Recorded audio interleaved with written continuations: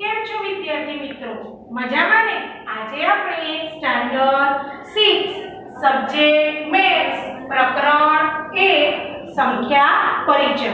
તો આગળના વિડિયોની અંદર આપણે આસન મૂલ્યને આધારે સરવાળા, બાદબાકી, ગુણાકાર પણ શીખી ગયા. બરાબર? આજે આપણે કેટલાક કોયડા ઉકેલનું પુનરાવર્તન કરીશું. તો ચૂંટણીમાં સફળ ઉમેદવાર 5,77,500 મત અને નજીકના પ્રતિસ્પર્ધીએ 3,48,700 મત મેળવ્યા. તો સફળ ઉમેદવાર કેટલા મતોની સરસાઈથી ચૂંટણી જીતી? બરાબર બાળ મિત્રો, હવે આપણે અહીંયા શું કરવું પડે? તમને ખ્યાલ હોવો જોઈએ કે સફળ એટલે કે બેટા જીતનાર ઉમેદવાર. જીતનાર ઉમેદવારે કેટલા મત મેળવ્યા? 5,77,500. હવે એ જે જીતી ગયો એની નજીક જે જીતવાની તૈયારીમાં હતો એને કેટલા મત મેળવ્યા? 3,48,700. એટલે કે એના પછી જે જીતવાનો હતો એને આટલા મત મેળવ્યા. તો એને જીતવા માટે કેટલા મતની જરૂર છે? બરાબર ને? તો આપણે શું કરવી પડે બેટા? બાદબાકી કરવી પડે. બરાબર? તો જ આપણને ખબર પડે કે એને આટલા મત મેળવવા માટે કેટલા મતની જરૂર છે. બરાબર? તો અહીં આપણે શું કરીશું? 5,77,500 કોણે મત મેળવ્યા? સફળ ઉમેદવારે. સફળ ઉમેદવારે મેળવેલા મત. બરાબર?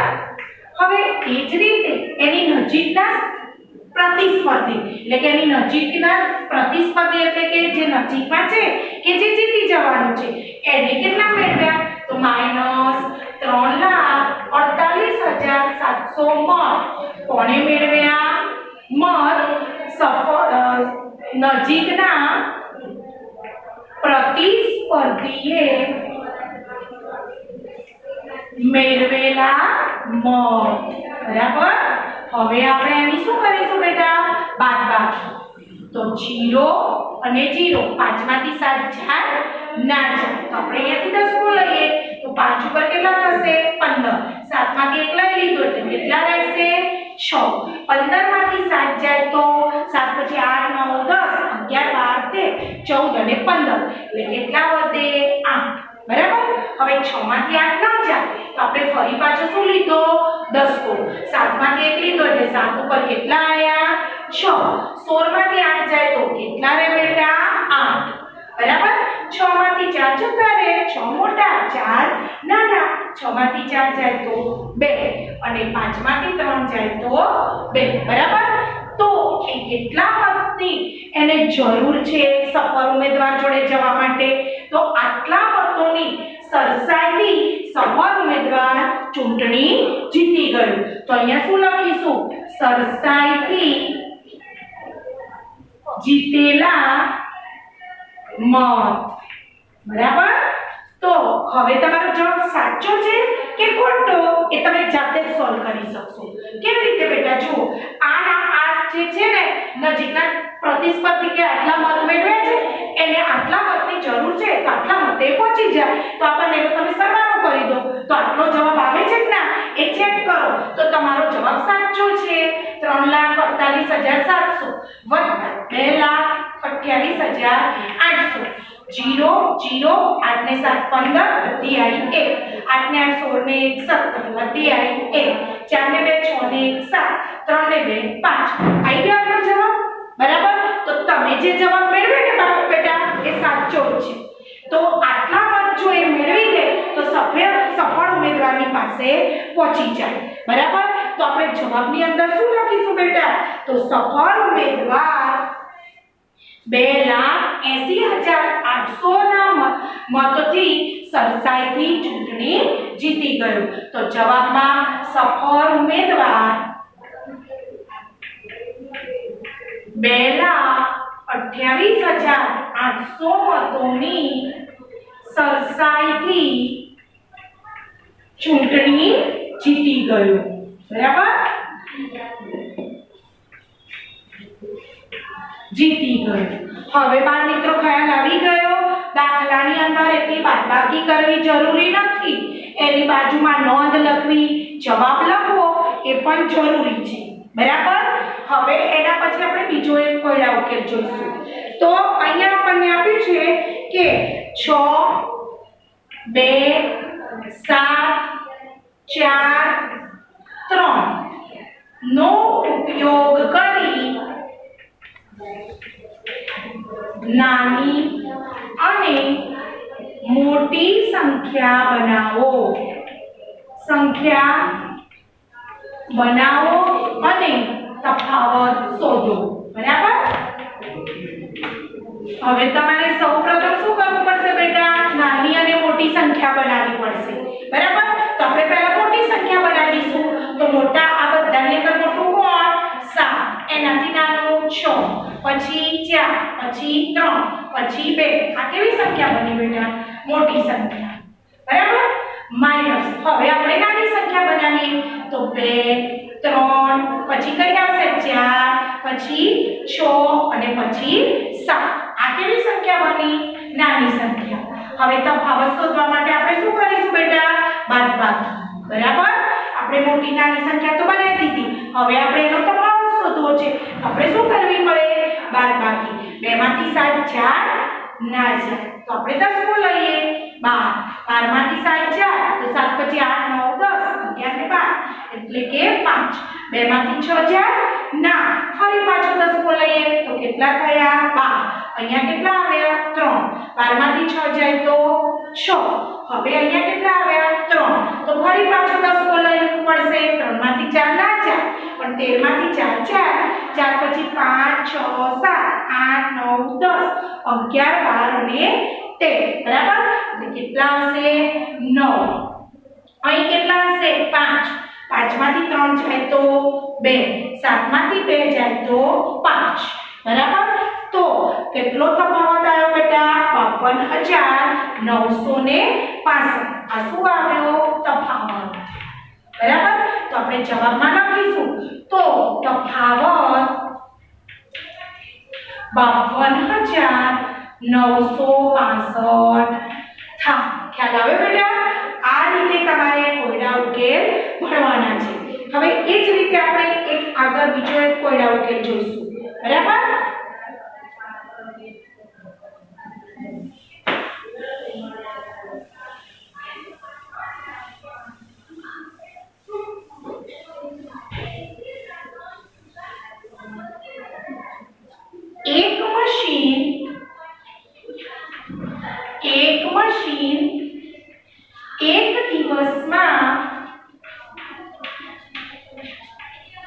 એક મશીન એક દિવસમાં સરેરાશ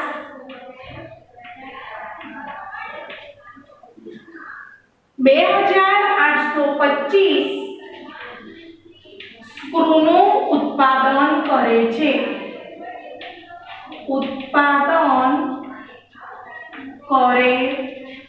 બરાબર। તો તે જાન્યુઆરી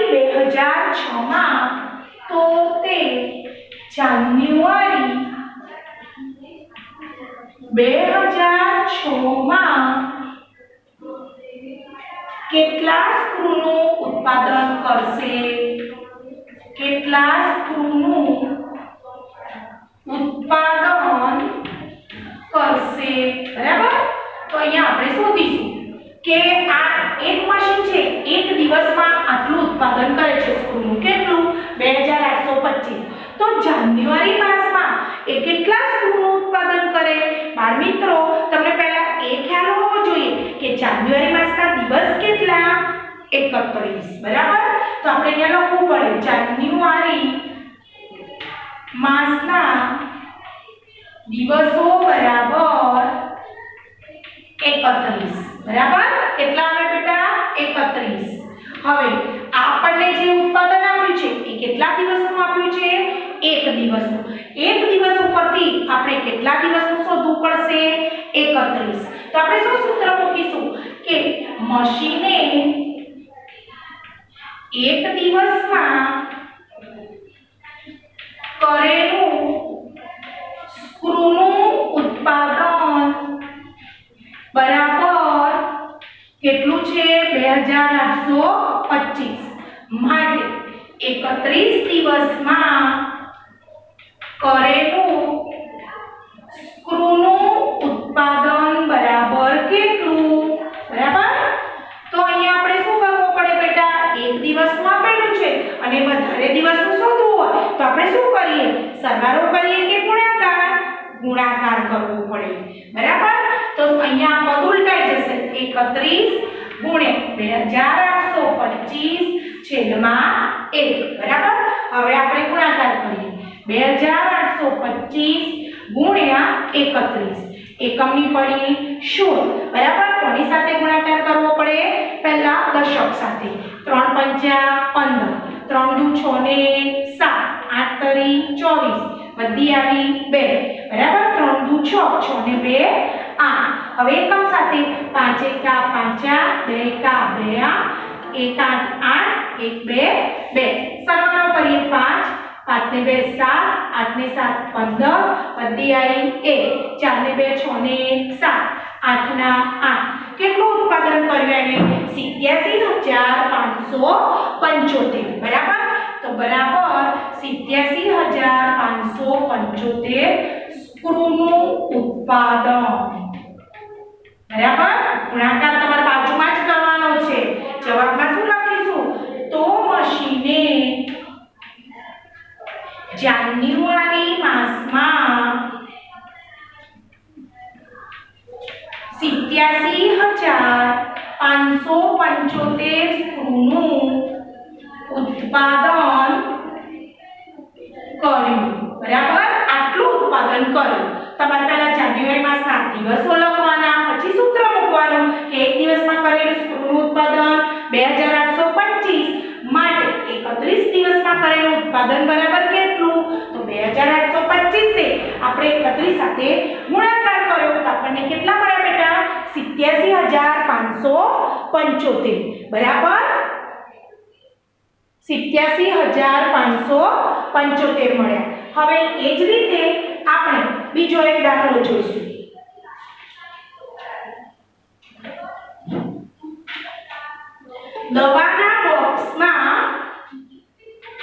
દવાઓ બોક્સમાં ભરેલી છે. બરાબર,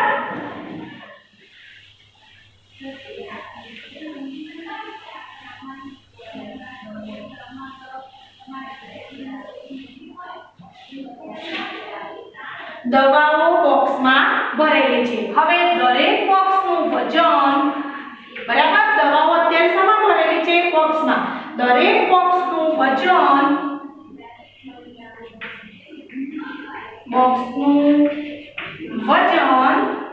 4 કિગ્રા 500 ગ્રામ છે. બરાબર, 4 કિગ્રા 500 ગ્રામ છે. બરાબર, હવે 800 કિલો ક્ષમતાવાળી એક વાનમાં કેટલા બોક્સ ભરી શકાય? 800 કિલો ક્ષમતાવાળી વાનમાં કેટલા બોક્સ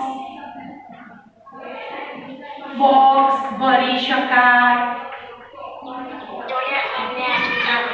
બરાબર, દરેક બોક્સનું વજન કેટલું છે બેટા? 4 કિગ્રા 500 ગ્રામ. બરાબર, હવે 800 કિગ્રા ક્ષમતાવાળી વાનમાં કેટલા બોક્સ ભરી શકાય?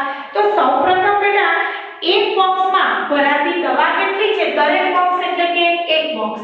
એક બોક્સમાં કેટલું છે વજન? 4 કિગ્રા 500 ગ્રામ.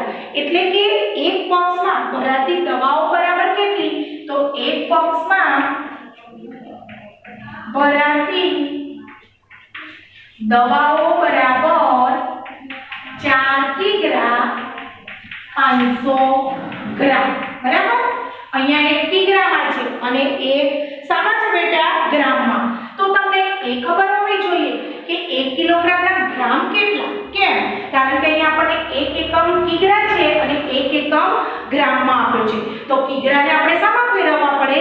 ગ્રામમાં ફેરવવા પડે. બરાબર, તો 1 કિગ્રા બરાબર કેટલા થાય? 1000 ગ્રામ. બરાબર, એટલે 4 કિગ્રા બરાબર કેટલા થાય બેટા? 4000 ગ્રામ. બરાબર? તો અહીંયા શું લખીશું? 4000 ગ્રામ વત્તા 500 ગ્રામ બરાબર કેટલા થશે? 4500 ગ્રામ. અને આપણે શેમાં ફેરવી દીધા? ગ્રામમાં. કેમ બેટા આપણે એને ગ્રામમાં ફેરવ્યા? કારણ કે અહીંયા આપણે જવાબ આગળ પણ આપણને એમ જ આપ્યો છે કે 800 કિલો ક્ષમતાવાળી. બરાબર? હવે 800 કિલો ક્ષમતાવાળી તો 800 કિલોને પણ આપણે શેમાં ફેરવવા પડે? ગ્રામમાં. કારણ કે અહીંયા 4 કિગ્રા 500 ગ્રામ, 1 કિગ્રા અને 1 ગ્રામમાં હતો. બરાબર? તો આપણે ગ્રામને કિગ્રામાં નથી ફેરવતા કારણ કે આપણો જવાબ પોઈન્ટમાં આવે. એટલે આપણે કિગ્રાને શેમાં ફેરવી દીધા? ગ્રામમાં. તો અહીંયા પણ 800 કિલો શેમાં આપેલા છે? કિલોમાં. હવે આપણે શેમાં ફેરવવા પડશે? એને પણ આપણે ગ્રામમાં ફેરવવા પડશે. બરાબર? તો 1 કિલોગ્રામના ગ્રામ કેટલા? 1000. 1 કિગ્રા બરાબર 1000 ગ્રામ. તો એ વાનમાં કેટલા કિલો સમાય છે? 800. 800 કિગ્રા બરાબર કેટલા ગ્રામ? બરાબર? તો 800 ગુણ્યા 1000 બરાબર કેટલા થશે? જુઓ બેટા 800 એમને મૂકી દીધા. હવે 1000 ના પાછળ 1 2 ને 3 મીંડા મૂકી દેવાના. બરાબર? 1 ગુણાકાર ચાલો છે. 800 એમને મૂકવાના અને 1000 ના 3 મીંડા. તો કેટલા થયા? 8 લાખ ગ્રામ. શું થયું? 8 લાખ ગ્રામ. તો અહીંયા આપણને પ્રશ્ન કર્યો છે કે 800 કિલો ક્ષમતાવાળી વાનમાં કેટલા બોક્સ ભરી શકાય? બરાબર? તો હવે આપણે શું સૂત્ર મૂકીશું બેટા? કે અહીંયા આપણને આપ્યું છે કે 4500 ગ્રામ દરેક બોક્સનું વજન. બરાબર? તો 4500 ગ્રામ વજન બરાબર એક બોક્સ માટે 8 લાખ ગ્રામ. વજન બરાબર કેટલા બોક્સ? બરાબર?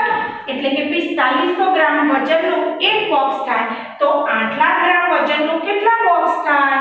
તો 8 લાખ ગુણ્યા 1/4500. બરાબર? હવે આ બે મીંડા ઉડી ગયા. બરાબર? હવે આપણે આને 45 વડે શું કરવો પડશે? ભાગાકાર. શું કરવો પડે? ભાગાકાર. તો જો અહીં આપણે ભાગાકાર કરીએ. કેટલા બાકી રહે છે આપણી જોડે? 8000 ભાગ્યા 45. તો તમને ઘડિયો નથી આવડતો 45. બરાબર? તો 45 ને 2 વડે ગુણો. 45 ગુણ્યા 90 થઈ જાય. તો આપણે કયો ભાગ ચાલે? 45 એકા 45. તો 0 માંથી 5 ના જાય તો અહીંયાથી શું લીધો? 10 કો. તો અહીંયા કેટલા આવ્યા? 7. 10 માંથી 5 જાય તો 5, 7 માંથી 4 જાય તો 3, ઉપરથી ઉતાર્યો 0. બરાબર? તો આપણી પાસે હવે કેટલા આવ્યા બેટા? 350. બરાબર? તો તમે અહીંયા વિચારો, 5 નો કર્યો વિચારો. 5 સત્તા 35. બરાબર? તો તમારે અહીંયા 5 સત્તા 35 કરીએ તો 45 ગુણ્યા 5 કરો તો 5 એ 25. 7 વિચારીએ તો 45 ગુણ્યા 7, 7 5 35 વધી આવી 3, 7 4 28, 29 30 31. બરાબર? તો 7 કેટલા આવે છે? 315. તમારા પાછળનું વિચારવાનું, 5 નું કર્યું. અને અહીંયા કેટલા છે? 35. તો 5 સત્તા 35. તો 45 ને તમે 7 સાથે ગુણી દેવાના. બરાબર? એ સહેલી રીત છે. તો 7 કેટલા આવ્યા બેટા? 315. બરાબર? તો અહીંયાથી લીધો 10. 10 માંથી 5 જાય તો 5, અહીંયા આયા 4. 4 માંથી 1 જાય તો 3. બરાબર? ફરી પાછો આપણે 0 ઉતાર્યો તો ફરી પણ આપણા 350 આવે. તો કેટલાય ભાગ ચાલશે? 7 ચાલશે. કેટલા આવશે? 315. બરાબર? તો અહીંયાથી લીધો આપણે 10 કો. અહીંયા આવ્યા 4. 10 માંથી 5 જાય તો 5, 4 માંથી 3 1 જાય તો 3. હવે આપણે બે મીંડા ઉતરી ગયા એટલે આપણી પાસે કોઈ સંખ્યા છે નહીં. બરાબર? તો આપણે અહીંયા જવાબ કેટલો આવ્યો? આ જે પૂર્ણાંક કહેવાય. બરાબર? 177 પૂર્ણાંક 35/45. બરાબર? હવે આ 35 અને 45 તમે આગળના ધોરણમાં અતિસંક્ષિપ્ત રૂપ શીખી ગયા છો 5મામાં. તો આપણને એનું અતિસંક્ષિપ્ત રૂપ આપો. 5 ગુણ્યા 7, 5 ગુણ્યા 9, 5 સત્તા 35, 5 નવા 45 અને 177 તો છે જ. 177 પૂર્ણાંક 7/9. બરાબર? એટલે કે સમથિંગ કેટલા બોક્સ ભરાય બેટા? 179 77 આપણે તો પૂરેપૂરા બોક્સ વિચારવાના છે આસામાં જવાબ આવ્યો અપૂર્ણાંકમાં અપૂર્ણાંક એટલે કે અડધો બોક્સ આપણે અડધા બોક્સનું વિચારવાનું નથી આપણે તો પૂરા બોક્સનું જ વિચારવું છે તો આપણે જવાબમાં શું લખીશું 177 બોક્સ ભરી શકાય ખબર પડી બેટા સૌપ્રથમ આપણે શું કર્યું અહીંયા તો દરેક બોક્સનું વજન 4 કિગ્રા 500 ગ્રામ હતું 1 કિગ્રા 1 ગ્રામમાં હતું કિગ્રાને આપણે ગ્રામમાં ફેરવ્યા તો કેટલા આવ્યા 4 કિગ્રા બરાબર 4000 ગ્રામ વત્તા 500 ગ્રામ એટલે કેટલા થયા 4500 ગ્રામ બરાબર હવે અહીંયા આપણને 800 કિલોગ્રામ ક્ષમતાવાળી વાહમાં કેટલા બોક્સ ભરી શકાય તો એ પણ આપણે કિલોગ્રામને શામાં ફેરવ્યા ગ્રામમાં બરાબર કારણ કે એક બોક્સનું વજન જો ગ્રામમાં છે તો વધારે શોધવા પણ જે કિલોગ્રામ છે એને પણ શામાં ફેરવવા પડે ગ્રામમાં તો આપણી પાસે કેટલા આવ્યા 8 લાખ ગ્રામ એક બોક્સમાં 4500 ગ્રામમાંથી એક બોક્સ ભરાયો તો 8 લાખ ગ્રામમાંથી કેટલા બોક્સ ભરાયા બરાબર તો હવે પછી આપણે ભાગાકાર કર્યો તો આપણો જવાબ અપૂર્ણાંકમાં આવતો હતો પણ જે પૂર્ણાંક સંખ્યા 177 એટલા બોક્સ ભરી શકાય ખ્યાલ આવ્યો બેટા તો તમારે આ બધા જ અને આ સિવાય પણ તમારી ચોપડીની અંદર આવા કોયડા ઉકેલના દાખલા આપેલા છે એ નોટમાં ગણવાના છે હવે આપણે જ્ઞાન સેતુનું પુનરાવર્તન કરીશું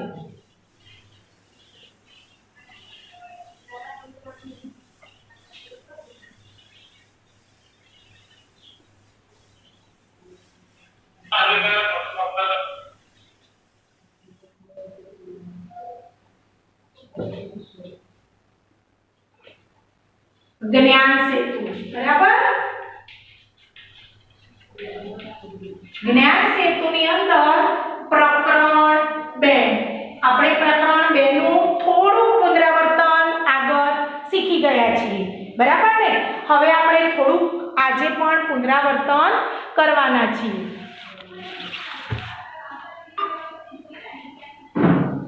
પ્રકરણ 2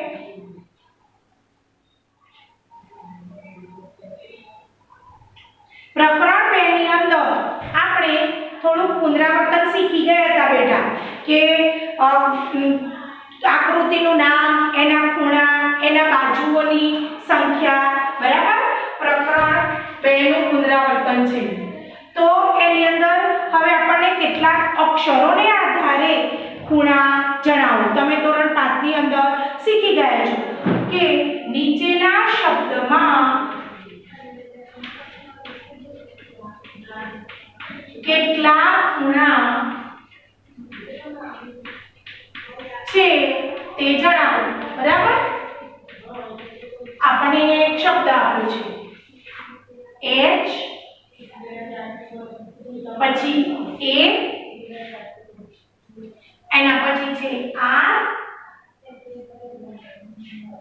બરાબર અને અહીંયા આપ્યું છે r અહીંયા આપ્યું છે આ હાથ બરાબર હવે આપણે પહેલા તો અહીંયા કાટખૂણાની સંખ્યા કાટખૂણાથી નાના અને કાટખૂણાથી મોટા એ શોધવાનું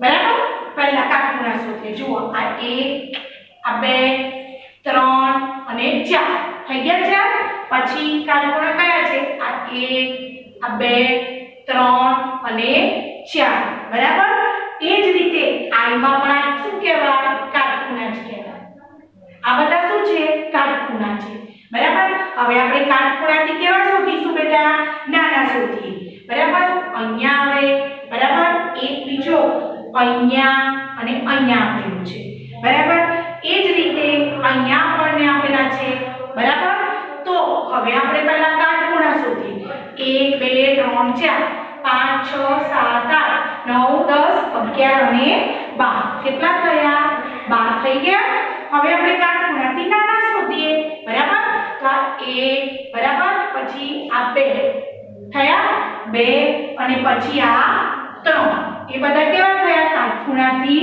નાના કાટખૂણાથી મોટા કયા આ ભાગ આપણને મોટો દેખાય છે કે કાટકોણથી કેવા છે? મોટા. બરાબર? આ રીતે તમે પણ કેટલાક શબ્દો બનાવી અંદરથી કાટકોણ, કાટકોણથી નાના, કાટકોણથી મોટા શોધવા પ્રયત્ન કરવાનો. તમારે તમારી જાતે પોતાનું સ્પેલિંગ બનાવીને પણ તમે આ રીતે કાટકોણ શોધી શકો છો. બરાબર? હવે તમે આગળના ધોરણની અંદર કેટલાક ચિત્રોમાં કાટકોણ, કાટકોણથી મોટા અને કાટકોણથી નાના કયા ખૂણા છે એ પણ આપણે શીખી ગયા છે. બરાબર? અહીંયા આપણે ચિત્રના આધારે શીખીએ. ચિત્રના આધારે કાટકોણ, કાટકોણથી નાના, નાના અને કાટકોણથી મોટા.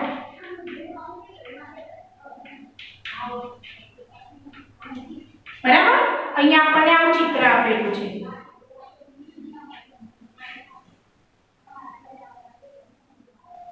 બરાબર? હવે અહીંયા આપણને આ ખૂણો પૂછ્યો છે. તો કેવો આવે બેટા? તમે વિચારો. આ કેવો થાય છે? કાટકોણથી નાનો. કેવો થાય છે? કાટકોણથી નાનો. બરાબર? હવે આપણને એક બીજું ચિત્ર આપેલું છે આવું. તો આવો ખૂણો બતાવ્યો છે. તો આ કયો ખૂણો છે બેટા? કાટકોણ. કયો છે? કાટકોણ. બરાબર ને? તમે આ ધોરણ 5 ની અંદર આવા કેટલાક ચિત્રો શીખી ગયા છો. બરાબર? પછી આપણને અહીંયા આવી રીતે પંખો આપ્યો છે.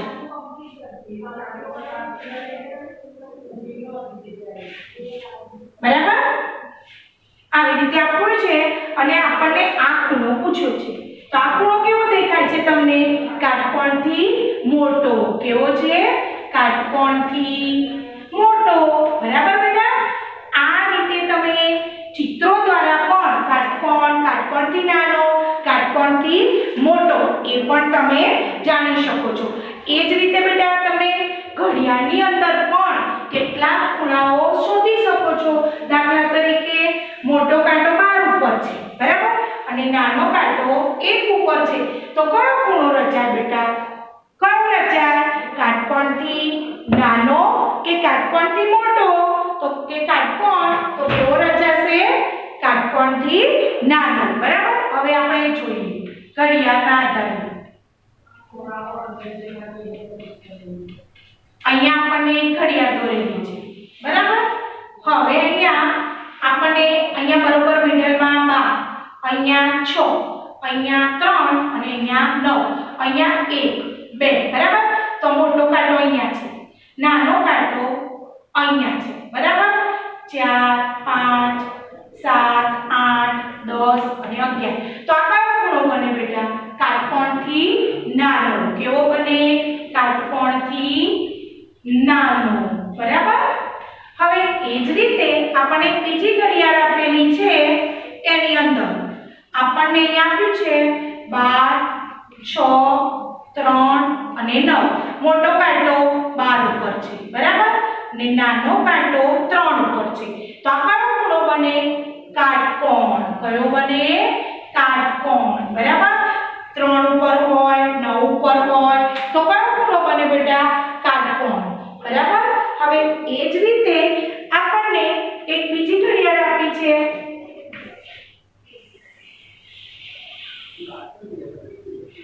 12, 3, 6, 9, 1, 2, 4, 5, 7, 8, 10, 11. બરાબર? અહીંયા આપણો મોટો કાંટો છે. જુઓ વિચાર. અને અહીંયા આપણો નાનો કાંટો 4 ઉપર છે. તો કેવો ખૂણો બને? કાટકોણથી મોટો. બરાબર? આ તમે શીખી ગયેલા છો ધોરણ 5 ની અંદર. બરાબર? ખ્યાલ આવે બેટા? આ તમારું પ્રકરણ 2 હતું. બરાબર? હવે આપણે આવતા લેક્ચરની અંદર જ્ઞાન કોષ સેતુનું પ્રકરણ 3 નું પુનરાવર્તન જોઈશું. Thank you.